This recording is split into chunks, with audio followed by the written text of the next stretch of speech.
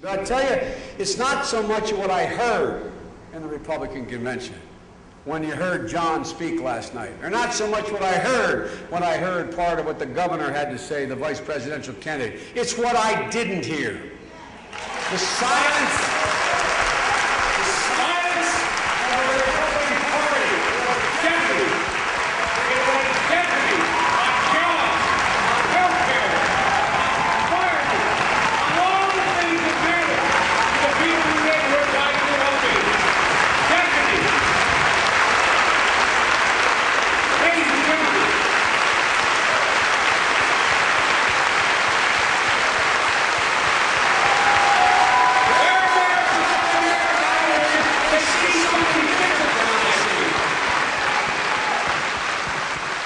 Ladies and gentlemen.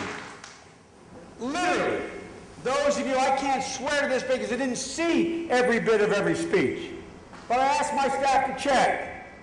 Do any of you recall either candidate on the Republican ticket utter the phrase middle class?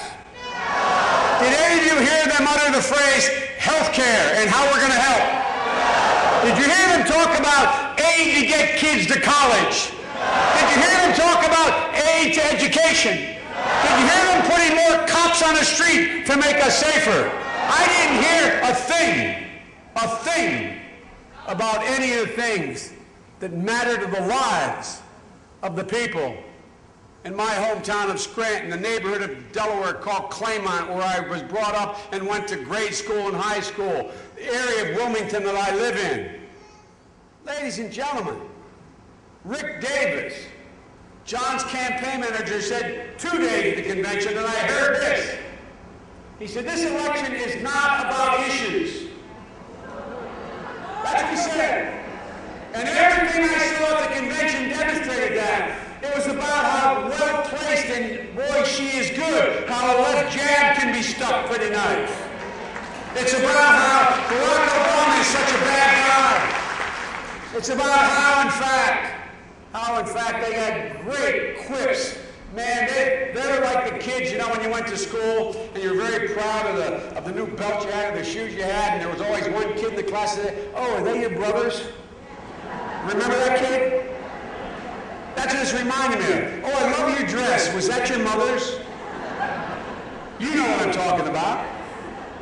What do you talk about when you have nothing to say? What do you talk about when you cannot explain the last 8 years of failure?